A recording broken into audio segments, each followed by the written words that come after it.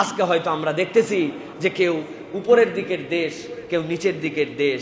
ইচ্ছা মতো আপনি ষড়যন্ত্র করলেন, ইচ্ছা মতো আপনি যেই হিসাব করে আপনার পানিটা ছাড়ার কথা সেই হিসাব করে ছাড়লেন না, ডিক্লার দিলেন না। হ্যাঁ, তাদেরও পানি যদি অনেক বেড়ে যায় কি করবে তারা? তারাও তো ডুবে যাবে। কিন্তু ছাড়ার একটা রুলস আছে, আস্তে আস্তে করে ছাড়তে হবে।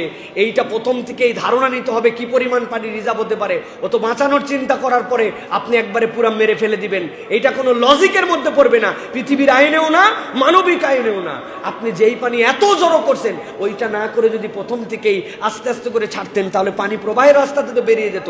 একবারে ছাড়ার কারণে এলোমেলো হয়ে গেল।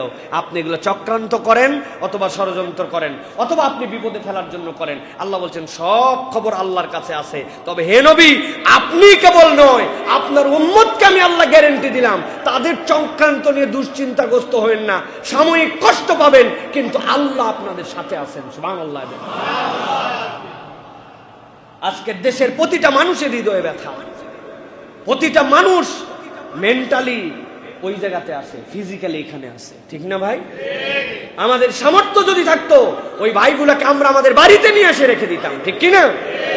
আমরা অর্ধেক খাবার খেয়ে আমরা তাদেরকে খাবার দিতাম। হয়তো আমরা পাচ্ছি না কিন্তু আমাদের হৃদয়গুলো তাদের সাথে আছে। আল্লাহ এই হৃদয়ের বিশাল দাম রেখেছেন। আপনার এই অন্তরের কারণে আপনি কিয়ামতের দিনে সওয়াব পাবেন ইনশাআল্লাহ।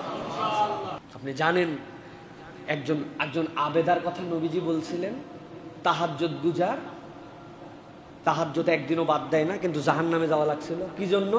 তার একটা বিড়াল ছিল, ওই বিড়ালটা বেঁধে রাখছিল, ছেড়ে দিলে নবী করিম সাল্লাল্লাহু আলাইহি ওয়াসাল্লাম বলছেন তাকুলু মিন খাশাশিল আরদ, তাহলে সে বাহির থেকে যে খেয়ে নিত, কিন্তু তাকে ছাড়েও না, খাওয়ারও দেয় না।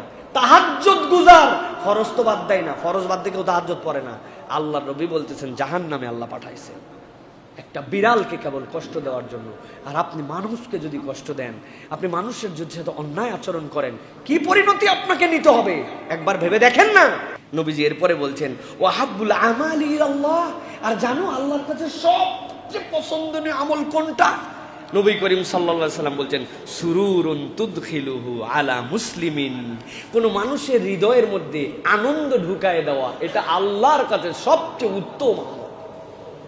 একটা মানুষের হৃদয়ে আপনি আনন্দ ঢুকায় দিয়েছেন, বিপদে ছিল উদ্ধার করে দিয়েছেন, অর্থনৈতিক কষ্টে ছিল স্বাবলম্বী করে দিয়েছেন, সামর্থ্য ছিল হেল্প করে দিয়েছেন, ওই লোকটা খুশি হয়ে গেছে। কেউ যদি কারো অন্তরে আনন্দ ঢুকাতে পারে, নবী বলছেন এটাই উত্তম আমল। সুবহানাল্লাহ। রাসূলুল্লাহ সাল্লাল্লাহু আলাইহি ওয়াসাল্লাম এরপরে বলছেন অথবা আউ তাকশিফু আনহু কুরবাতান, তার কোনো কষ্ট তুমি দূর করে দিছো, আল্লাহর কাছে এটা উত্তম আমল। অথবা সে ঋণগ্রস্ত ছিল, ঋণ মওকুফ করে দিছো। অথবা সে ক্ষুধার্ত ছিল, তুমি তার ক্ষুধা নিবারণ করাই দিছো।